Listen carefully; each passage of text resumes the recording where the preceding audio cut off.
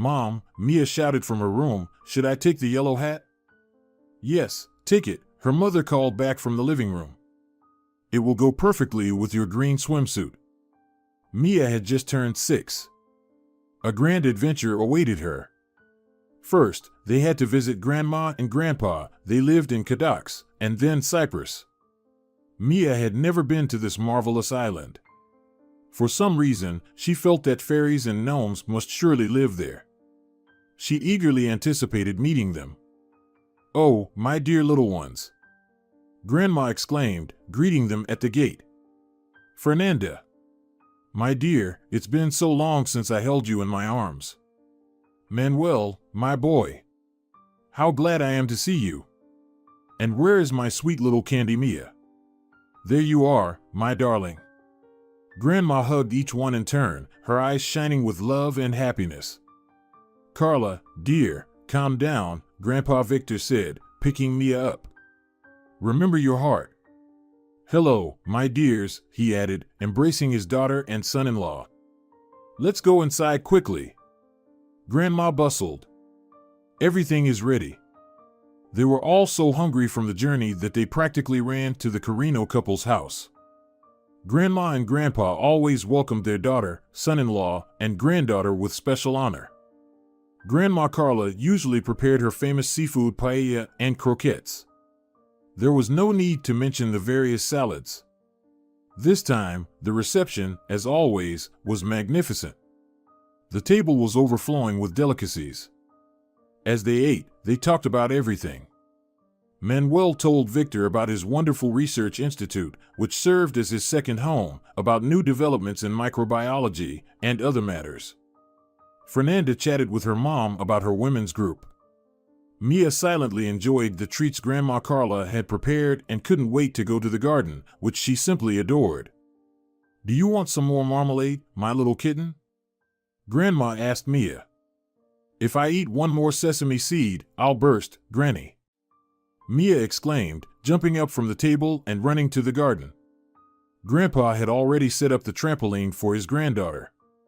There were also swings, a sandbox, and a slide just for her.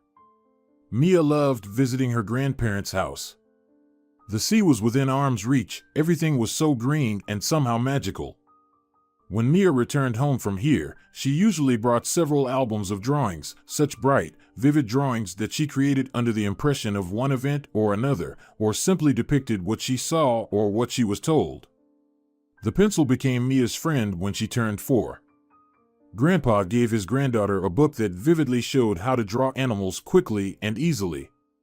Mia fell in love with this colorful little book and never let it out of her hands.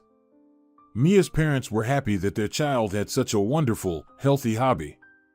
Many of their acquaintances complained that besides smartphones and tablets, children weren't interested in anything else. They planned to leave the next morning. The tickets were for 7 in the evening. Mia chatted incessantly about going to the magical island where fairies and gnomes lived, who would give her pencils that never needed sharpening, and they would draw forever. But by evening, Mia suddenly developed a high fever. "What's wrong?" Fernanda worried. She was fine. "Don't worry, dear," Manuel reassured her. "It's just overexcitement. Tomorrow morning, everything will be fine, you'll see." But Mia wasn't getting any better. Her head and throat were aching now. The girl lay there weakly, not even talking about the magical island anymore, drifting in and out of sleep and asking for water. "There's no question of any trip," Carla, Carl's grandmother, bustled around. "You'll have to give up Mia's ticket." "But we promised her." Fernanda protested. "We can't do this to our daughter." "Darling, your mother is absolutely right," Victor reassured her, patting her hand. "Mia is better off staying with us, and you two should go. Relax to your heart's content." "No, then we won't fly either," Fernanda replied. "Don't be silly, my dear," Carla said. "You and Manuel are always working, never taking a break. You can't miss this opportunity. Don't worry, dear, we'll take care of our granddaughter. Everything will be fine with her. We'll find something to keep the little one occupied." In the morning, Fernanda and Manuel left, promising to call as often as possible. Mia, whose temperature was still holding, though not as high as yesterday, cried and didn't want to let go of her parents. She hadn't been like this before. And she wasn't upset that they were leaving her here, at her grandparents' house. She just didn't want to part with them for some reason, probably because she was sick. Children often become more anxious when they're sick. At such times, they always want their loved ones to be close by. By evening, Mia was feeling much better. She was already asking when she could go out to the garden. "My little one is getting better," Donna Carla noted lovingly. "No wonder she's getting better. Your herbal tea could lift anyone onto their feet," Grandpa Victor chuckled. "And did Mom call?" Mia asked. "No, sweetheart, she hasn't called yet," Grandma replied. "Maybe they haven't settled in yet, or they don't have the opportunity to call." Donna Carla began to worry about Fernanda and Manuel. They always called at the first opportunity, and they were also worried about their daughter's condition. She decided to call herself, but both of their phones were unreachable. Carla's heart squeezed. She even had to take some medicine. "Carla, please calm down," Victor comforted her. "They'll call soon. Maybe they just can't get in touch yet. They should have arrived and settled in the hotel by now, Victor. Something's not right here. Something happened to our children." Their daughter and son-in-law didn't call the next day either. Mia said nothing, trying to remain calm, but it didn't work out well. Carla started calling the airline where the children had booked their tickets. They were told that Manuel and Fernanda Gomez hadn't registered for the Barcelona-Larnaca flight, and nobody had returned Mia Gomez's child ticket either. "Our children," Carla whispered, clutching her heart. "They didn't fly out of Spain. It's not even clear if they made it home." "Carla, dear, don't panic. Take a sedative and get some rest," Victor urged her. "How can I sleep, Victor? Our daughter and son-in-law are who knows where. The worst could have happened to them. What should we do? We need to report them missing. We need to go home and check."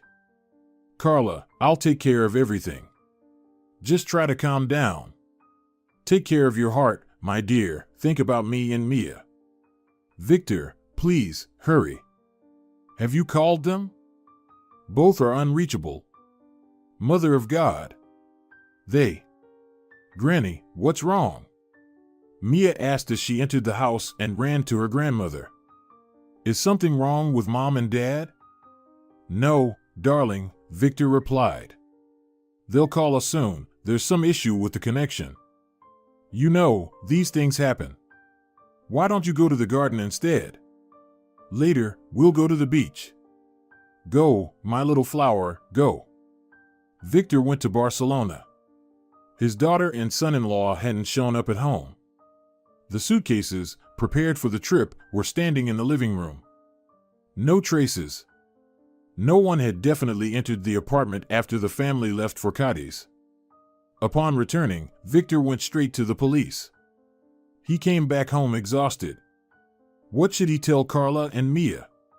Sticky thoughts began to creep into his mind about the worst-case scenario somewhere along the road from Cadiz to Barcelona. The agonizing wait began. Victor held himself together as best he could. He had to reassure his wife and literally instill in his granddaughter that her parents were okay. Days turned into nights, spinning a web of fear and worry. The unknown was tormenting the Carino spouses. Mia, too, caught her grandparents' anxiety. She didn't even draw, just sat in the garden by her favorite rose bed, waiting for her parents to call or just come and say that everything was fine, that they had an incredible story to tell. "Let everything be okay. Let everything be okay with Mom and Dad," the girl whispered, hugging her knees to her chest and curling up into a ball. 5 days had passed since Fernando and Manuel left their parents. On the 6th day, as darkness descended on Cadiz, Victor sat in the garden on a small folding picnic chair. The man couldn't find peace. He had no strength to remain calm in front of his wife and granddaughter. He just sat there, staring into the darkness, as if seeking answers to all his questions. But the darkness didn't respond. It kept secret what had happened to Fernanda and her husband. What? Suddenly Victor's phone rang. I'm listening, he answered quickly. Senor Carino? Yes. We have news about your case. Your daughter and son-in-law. Are they okay? Victor interrupted, his voice breaking. You need to come for identification. We found your son-in-law's car. Victor's hands went cold, his head spun. You said car, but my daughter and son-in-law? Did you not find them? We found 2 charred bodies of a man and a woman in an old house. It's here, in Cadiz, right near the cemetery. Oh God, what an abandoned house near the cemetery. They were heading to Barcelona. They were in a hurry to catch their flight on time. Some teenagers set the house on fire. They, of course, didn't know there were people inside. The house went up like a match. There were cans of paint inside, probably brought by the kids. No one even had time to report the fire. I'll send you the exact address where you should come tomorrow at 9 in the morning, the voice on the other end continued. There were beeps. Victor tossed the phone into the grass and covered his face with his hands. What to tell Carla and Mia? How to survive this nightmare, this terrible tragedy that crashed down like a waterfall, swift and uncontrollable. Victor decided not to tell his wife or, even more so, his granddaughter anything until everything became clear. He lay in bed sleepless. He couldn't understand how Fernanda and Manuel could have ended up in that house near the cemetery. He knew that house. Some people used to live there before, then it was turned into a storage by the cemetery workers, then abandoned altogether, but for some reason, it was never demolished. But what made the children go there, especially before a trip, when they needed to return home and rush to the airport? Again, only questions and not a single answer. Yes, it was Fernanda and her husband Manuel. Their bodies were severely burned, but Victor recognized them. They found a small heart-shaped pendant on a chain. Victor remembered their daughter and son-in-law never took them off since their engagement. Both were romantics at heart, despite the outward restraint imposed by their professions, a leading specialist at the Research Institute, a microbiologist, and a translator. Perhaps some memory of their youth drew them to that house. No one will ever know now. It's hard to describe what Victor, Carla, and little Mia felt. Returning home after the funeral of their relatives, they sat in a tiny gazebo in the corner of the garden, tears no longer falling. I killed them with my own hands, Carla said.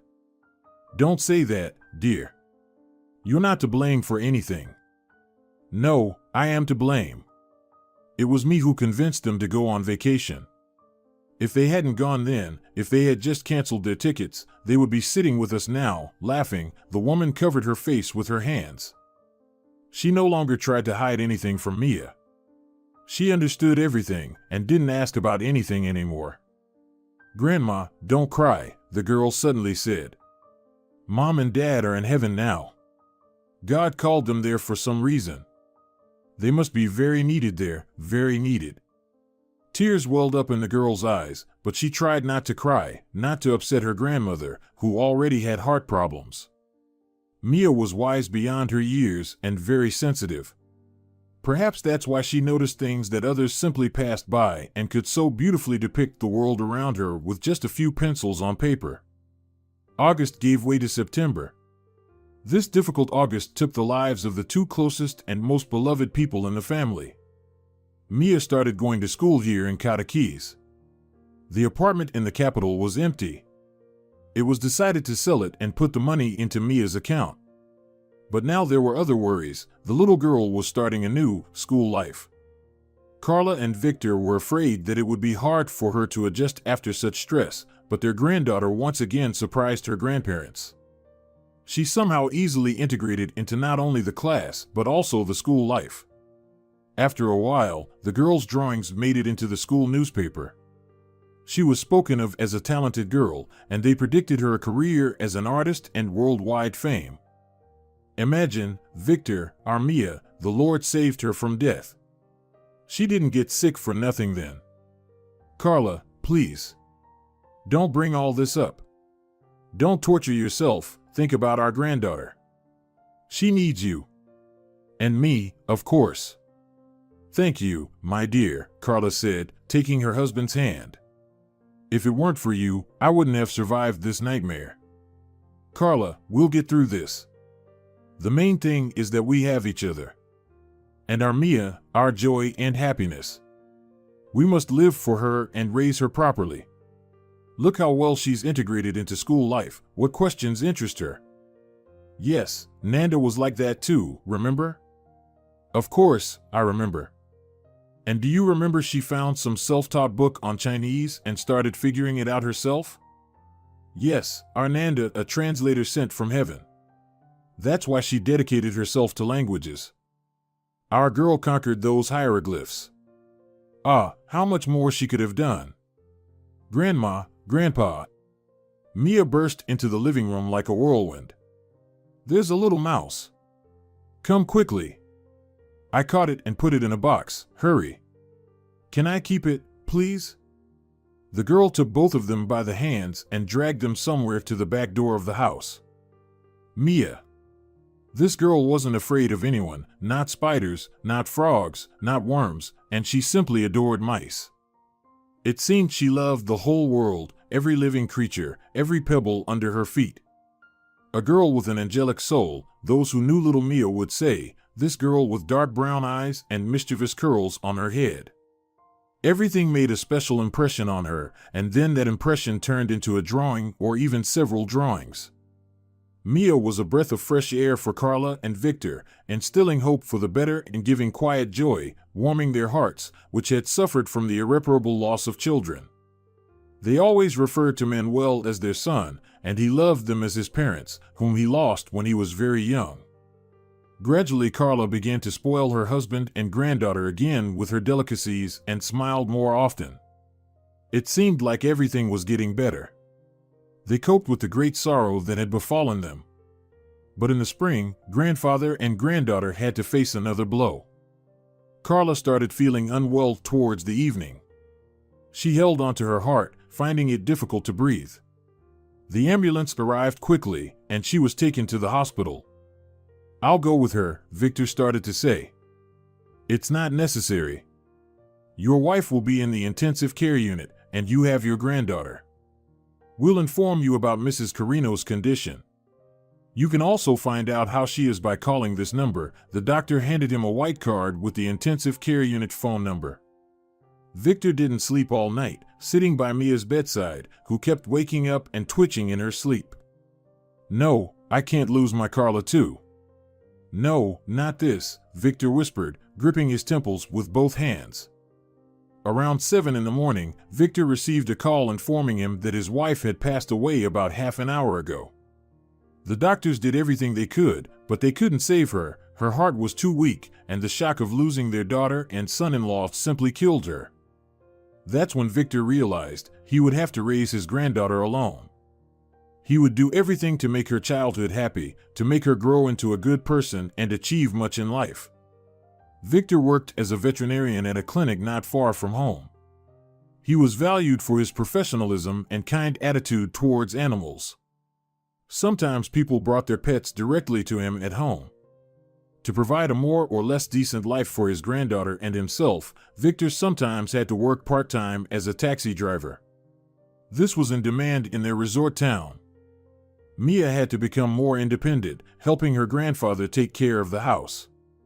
She became very quiet, hardly ever smiled.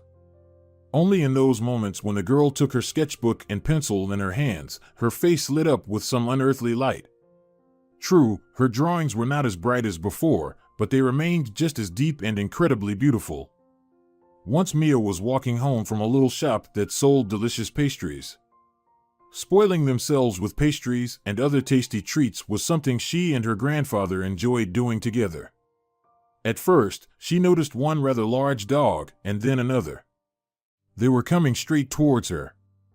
Mia wasn't afraid of dogs. On the contrary, she always wanted to pet them or treat them with something. But this time fear took over her. The dogs were snarling and even growling softly.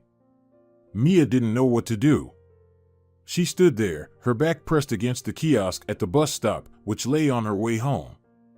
Suddenly, a young man jumped out of the gray minibus and shielded the frightened girl, then threw an unfinished pie at the snarling dogs. They rushed for the prey and left them alone. "Did they hurt you, little one?" the driver asked gently, squatting down in front of Mia. "No. I just got scared," she replied, clutching the paper bag with her purchases tightly. "It's okay, don't be afraid. Let me walk you home." "No, thank you, I can manage." The girl handed the kind stranger a roll she took from the bag. "Here, take this, since you had to give your pie to the dogs."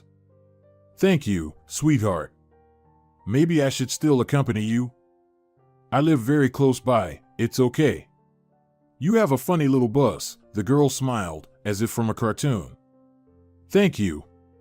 I love everything cheerful, so I stuck smiley faces to make people feel warmer inside when they look at them." They said goodbye, and Mia headed home. The driver watched the little girl for a long time, wanting to make sure everything was okay. The phone rang. "Yes, Agatha," the driver answered.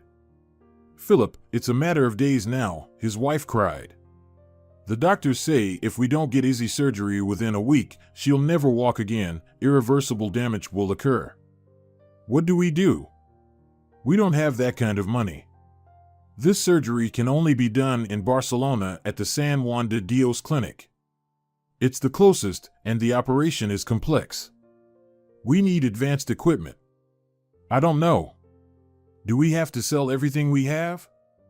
"Agatha, wait. Stop panicking. I'll think of something." "But what can we think of? Where can we get that much money so quickly?" "Where?" "Agatha, stop yelling at me. I'm just a bus driver, I'm not a millionaire. But I'll try to do something. I'll find the money." Philip knew he couldn't find that kind of money anywhere, even if they sold their little house and old sedan. 3 days later, Izzy's treating doctor called Agatha. "Mrs. Lopez, Izzy can be transported to San Juan de Dios tomorrow after lunch. You need to sign consent and other documents. Come right now." "What do you mean can be transported to San Juan de Dios? We can't afford the surgery and everything else, The surgery is paid for, transportation too." "What? This must be some mistake." Agatha's hands were trembling. "No, there's no mistake." "But who? Who did this? We don't even have any relatives." "Mr. Carino. Victor Carino. Do you know him?" "No, I've never heard of him." "All right, right now what matters is getting Izzy to the clinic and having the surgery as soon as possible. Then there's a chance for the girl to walk and live a full life." Agatha and Filippo went together to the clinic where their 9-year-old daughter was lying. When all the necessary papers were signed, the doctor handed Filippo a white envelope. "Senor Carino asked me to give this to you." "Thank you," he replied, quickly hiding the envelope in his pocket. The joy of the spouses knew no bounds. They had no idea who this wizard, Victor Carino, was. Now, with Izzy, their little daughter, everything would be fine. They knew it, they believed it with all their being. Izzy grew up as a slightly unusual child. It seemed like there were 2 girls inside her at once. One craved frenetic activity, climbing trees, jumping into the water from a rope swing, spending hours riding a bike, and playing football with the boys. The other sought to explore the world through reading, and at the age of 8, Izzy discovered her talent as a writer. She wrote such wonderful fairy tales, and sometimes even parables, that left her teachers in awe. Her works were often printed in the school newspaper. The parents often joked, "Daughter, are you a sportswoman or a writer today?" "A writer," the girl replied, making a funny face, grabbed her notebook and pen, and trotted off to her room or to her favorite chair, placed between 2 lilac bushes by the fence. It was there that new plots, characters, and various intricacies were born, which Izzy poured onto paper with her hasty handwriting. One spring day, feeling like an athlete, Izzy was walking on the playground. She climbed to the top of the highest ladder and sat there like a little bird on a perch. Suddenly, she noticed that the boys were crowding around a little girl, begging her for something, whether candies or a bun. Izzy couldn't make out what it was. The girl quickly moved to the edge and tried to slide down the pole, like a monkey from a palm tree, but one hand slipped, and she, unable to hold on, fell down. It hurt terribly somewhere near her tailbone, and then the girl lost consciousness. She woke up as she was being wheeled down the hospital corridor on a stretcher. And now she lay on a hospital bed, unable to move her legs. She couldn't feel them at all. It was scary and sad. The only things that saved her were the books her parents brought her and a tablet with games. But Izzy quickly grew tired and spent most of her time sleeping. "What's in that envelope?" Agatha asked when the spouses returned home. "Oh, I completely forgot about it. Imagine, there will be a bill in there now. Or a contract to sell our sinful souls. I'm in, as long as my sweet girl is healthy." "Me too," Filippo smiled slightly sadly and opened the envelope. The man pulled out a drawing and a letter. He began to read aloud. "Dear Filippo, you don't know me, and I don't know you. But you have done a great good. You saved my only granddaughter, my only living being left on this planet. In my childhood, I was bitten by a huge dog. It seriously injured me. The scar on my face remains, reminding me of what happened.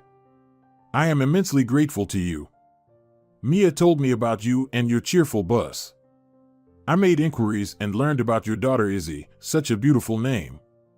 I want her to live a full life. Let her be operated on in Barcelona as soon as possible." The drawing that is in this envelope along with the letter was drawn by my granddaughter Mia. She says it will help Izzy recover faster. If she says so, then it must be true. Be happy. Victor Carino. Dear Maria. What a generous man this Carino is. Filippo, is it true? What? What's true? He didn't understand. Tears welled up in his eyes, as if contemplating whether to start rolling down his cheeks or stay put. Did you save that little girl from the dogs? From two, my darling. They had her pinned to the kiosk at the bus stop. I couldn't just stand by and watch. Though I did pay a price for it. What price? Agatha was surprised. Half of a pie that served as my lunch that day. Poor Filippo, Agatha patted her husband on the shoulder. But Mia, by the way, I only learned her name today, repaid me with kindness for kindness. She gave me a bun she had just bought. I couldn't refuse. Of course, my husband wouldn't refuse a fresh bun. Our little Barry will come back, and we'll make your favorite churros with her. Filippo murmured. I wish Izzy were home soon. Yes, I can't wait to see her healthy again. Of course, she'll have to recover for a long time, as a spine injury is very serious, but I think we'll manage. We just want our bunny to be able to walk. We'll definitely manage now. Filippo pulled his wife closer. After the incident with the dogs, Mia often remembered the kind driver Filippo who rushed to save her. It wasn't just that amazed her. He didn't start waving sticks at the animals, beating them, but simply threw his meat pie to distract them. Mia herself was very fond of animals. As her parents said, she was her grandfather's granddaughter. You can't deny that. The girl thought not only about Filippo but also about his daughter Izzy. She drew kind, bright, and funny pictures for her. She dreamed of giving them to her when they meet, when she recovers and can walk and even run. Maybe they'll become friends? Mia missed female company so much. Yes, there were teachers, girlfriends at school, but she wanted to chat with her mom or grandma before bed. She wanted someone to braid interesting braids for her, like other girls in her class. Lourdes sometimes even had tiny beads woven into her braids. Mia had a grandfather whom she simply adored, but he couldn't replace her mom and grandma. Why are you sad, my little bee? Asked Grandpa Victor one evening before bedtime, as he brought his granddaughter a glass of milk with honey for the night. Grandpa, I miss Mom, Dad, and Grandma. Why did God take them away from us? All at once. Even my mouse Luli ran away from me yesterday. I feel so lonely. I love you very much. You're the best grandpa in the world, but I understand, kiddo. It's hard for you. It's hard for me too. I miss your parents and grandma too. All that's left are memories, which we'll cherish in our hearts forever. Yeah, I know. Grandpa, did a dog really bite you when you were a child? Indeed, Mia, pure truth. I was about 5 or 6 then. She just popped out of nowhere. I wanted to pet the dog, but for some reason, she didn't like it. She first grabbed my hands, then she bit me right on the cheek. When my mom saw me covered in blood, she nearly fainted. What happened to that dog? I never saw her again, sweetheart, never. And yet you still decided to become a veterinarian?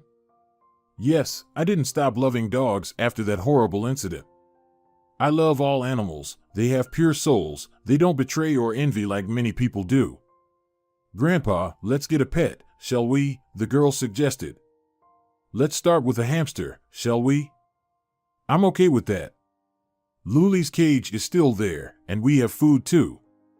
Tomorrow after school, come to my workplace. We'll go to the pet store together, the one where we bought food for your mouse. We'll pick the most beautiful hamster and get it. Deal? Deal, agreed Mia. That night, Mia dreamed of Izzy. She was walking barefoot on the sand, and the beach was completely empty. Then she approached Mia and handed her a very beautiful seashell on her palm. It was not an ordinary seashell, but consisted of 2 halves that could be opened like a box. Open the shell, Izzy said cheerfully. Mia complied. When she lifted the top lid, she couldn't believe her eyes. There sat a tiny white hamster with a silvery stripe on its back. The girl had seen such hamsters in the pet store next to the veterinary clinic where her grandpa worked. It was a pleasant dream. When Mia woke up, she felt happy and warm-hearted. That day, she got a hamster, not in a seashell as Izzy gave her in her dream, the daughter of a kind bus driver. Izzy was moved to a regular ward from the intensive care unit. The girl felt fine, just still too weak and slept a lot. When she woke up, she took Mia's drawing from the bedside table and stared at the cute chubby kitten, which looked so endearing straight into her eyes, sitting on lush green grass. Her mood instantly lifted. I really want to see this Mia, thought Izzy, closing her eyes and trying to imagine what this girl, who managed to draw such a mood-lifting kitten for her, looks like for several days now. A week later, Izzy was transferred back to Katakisa Hospital. And just a few days later, the girl was already back home. She slowly started walking again. Her parents threw a party to celebrate Izzy's return. When the table was already set, Filippo went somewhere. Surprise! Exclaimed her father as he entered the living room with a man and a little girl. This is Senor Carino and his granddaughter Mia. You can just call me Victor, the guest smiled. Mia, so that's you. Izzy attempted to get up from the table. Hi, the little guest said as she approached her. Hi. Your cat always cheered me up at the hospital. You know, I wrote a fairy tale. Especially for you. Really? That's awesome. No one has ever written me fairy tales before. After dinner, the girls went to Izzy's room and chatted happily there. Victor stayed in the living room with the Lopez spouses. It looks like our girls will get along well, Filippo smiled. My Mia really misses having a friend. A real friend. In her class, as she says, they're all just silly, they only want to run around and play. Your Izzy is a whole different story. Victor, I wanted to thank you, Agatha said nervously. You did the impossible, you saved our little girl's legs. Now she'll walk and live fully.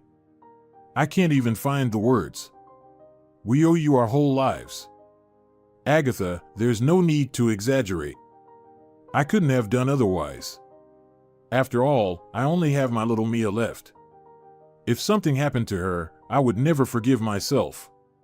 I lost my daughter and son-in-law first, and then my wife a few months later.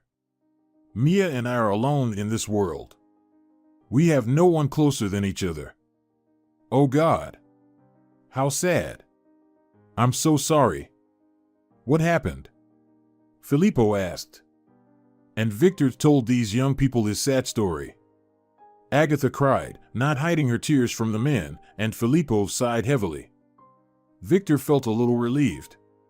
After all, he had no one to share his grief with in such an adult manner. He felt like a part of his pain had come out, making room for something good and bright. They talked until late. It was so nice to sit like this, somewhat like a family. Sometimes you meet someone, and they immediately become close and dear to you. Since then, Mia and Izzy became best friends, even though there was a 3-year age difference between them. It turned out that the girls were born on the same day, the 5th of August. They never got bored together. Even their interests complemented each other wonderfully. Izzy wrote fairy tales and funny stories, while Mia illustrated them. They ended up with real little books.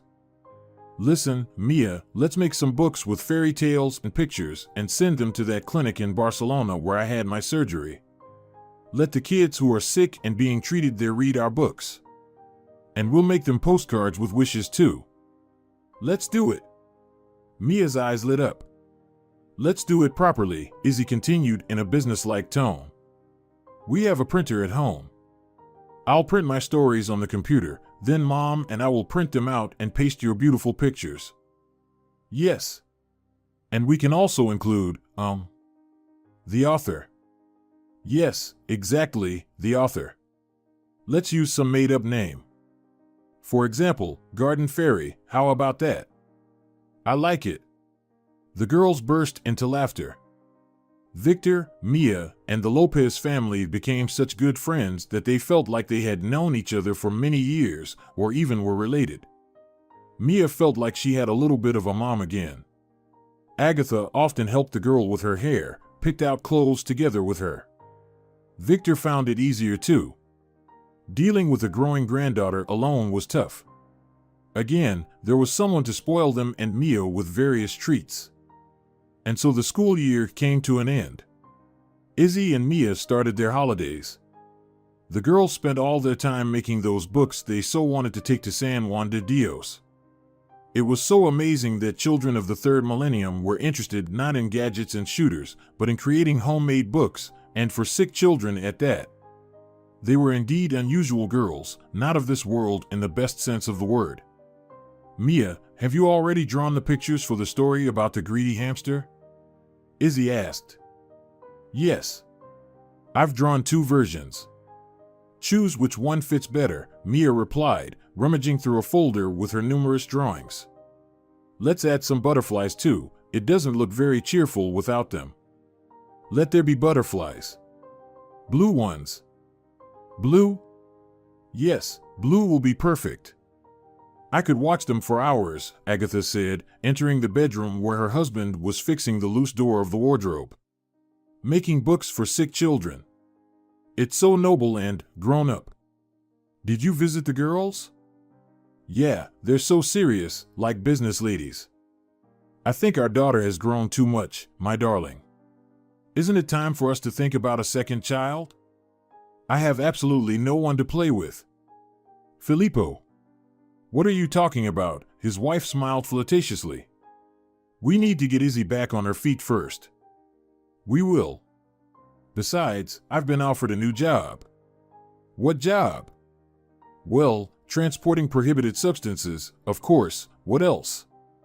He winked at Agatha. I'll buy myself some dark glasses and a black cap and go around shady places, persuading young people to use all sorts of nasties, Filippo laughed.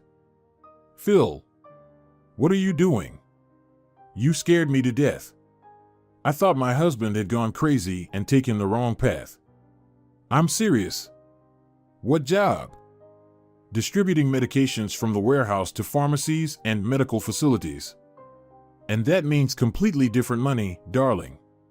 It's not like driving a minibus. He grabbed his wife and started spinning her around the room. Let me go, colleague, his wife laughed. Why colleague? Are you planning to become a driver too? No, my dear, I'm a nurse and I'll stay one. In case you're not aware, I'm at least somewhat involved with various medications and medical equipment. You will probably be delivering them to our clinic too, right? Perhaps, colleague. He twirled Agatha around the room with renewed vigor. The significant day had arrived. The books were ready to be sent to the San Juan de Dios clinic. Victor volunteered to personally take them. The girls would have insisted on going with him, but Izzy couldn't sit for long due to her injury, so they stayed home and headed to splash around in the pool near the Lopez house. Izzy, did you remember the postcards? Asked Mia, her friend. Of course, I didn't forget. There's one in each book, Izzy replied. That's great. Now the kids will read them and be happy. And hopefully recover quickly, Izzy added. Exactly, shouted Mia and dashed towards the pool. It was the girls' birthday. They decided to celebrate at the Carino house. The day before, Filippo and Agatha brought balloons and flags to decorate the gazebo. They decided to celebrate there, as a family, without guests. Early in the morning, Agatha rushed to Victor's house to prepare everything for the celebration. Finally, everything was ready. It was time to start the party. The girls dressed in identical dresses, only Mia's was lemon-colored, and Izzy's was pale blue. Together, they blew out the candles on the big cake and unwrapped their gifts. Oh! It's a smartphone, exclaimed Mia. Now I can call you whenever I want. Awesome! Izzy hugged her friend. What's in your box? Mia asked. Let's see. Oh! Is this really? Mia, now we can make hundreds of books, no, even thousands. What is it, Izzy? It's such a miracle device that can make booklets, thin little books, like we used to. Only now it will be much faster and prettier. It's called a booklet maker. I won't even be able to pronounce such a word, Mia laughed. I've been begging my parents for one since we met. I knew right away we'd make wonderful books. While the girls marveled at their gifts and made plans for them, someone called Victor, and he went out of the gate. He returned with a large box tied with a beautiful pink ribbon. Grandpa Victor, what are you carrying? Izzy jumped up from the inflatable mattress they had laid on the grass with Mia. Girls, come here quickly. You've got a gift. Who brought it? Agatha asked. It's the editor of the children's magazine. What editor? Mia was surprised. Just the day before yesterday, Victor began to explain, I got a call. It was the mother of a little boy who was in the same clinic with him. She's the editor of a children's magazine. She asked for permission to publish your fairy tales along with illustrations. I can't believe my ears. Izzy shouted, switching to athlete mode. Mia, we're getting published. What does that mean? She asked confusedly. It means our books will turn into a magazine. Imagine, you open a magazine, and there's a story about a grumpy hedgehog that I wrote, with your amazing drawings. That's what it means. Izzy couldn't stand still and kept dancing around. Quiet down, Izzy, her father told her. You're not supposed to jump yet, remember what the doctor said. And what's in the box? Agatha approached the gift and tapped it lightly. Hurry up and open it, Grandpa Victor said cheerfully. The gift for the girls turned out to be a set of nesting dolls. One box was nestled inside another, needing to be unwrapped, opened, and discover what lay inside the next one. The girls' curiosity piqued. What could it be? Finally, they reached the smallest box and, upon opening it, found two more inside. One was labeled Mia, and the other Izzy. Pencil, said Mia. I just got a pen, Izzy replied. Agatha came closer and took her daughter's box. Oh wow! There's also a pendant in here, she exclaimed. Indeed, in each box lay half of a pendant on a string, and when they were joined, they formed a miniature apple. How symbolic, Agatha said dreamily. You're nowhere without each other, my little berries. Only together will you create true masterpieces. Be friends, girls, and create together. Then everything will work out. And now let's go to the table. Your gifts aren't going anywhere. Let's go, the friends chorused. Wine? Victor offered Agatha. No, Victor. Today just water and a little juice. Are you by any chance? Yes, Victor, we're expecting a baby. Filippo declared solemnly. Congratulations. We'll have another little one, Victor smiled. It sounded so warm, as if they were all from one family. And they were. It didn't matter that it consisted of two separate entities, not connected by blood ties. As darkness fell, fireworks began to light up the sky with bright, sparkling flashes. Everyone watched them with bated breath. Each one was lost in their own thoughts. Agatha and Filippo thought about becoming happy parents for the second time soon. The girls dreamed of becoming celebrities, and Victor thought about how nothing lasts forever, and one should cherish every moment, trying to fill it with joy and turn it into a minute, an hour, or a whole life. Dear viewers, if you enjoyed the story, please support the video by liking it and leaving a comment. Thank you very much.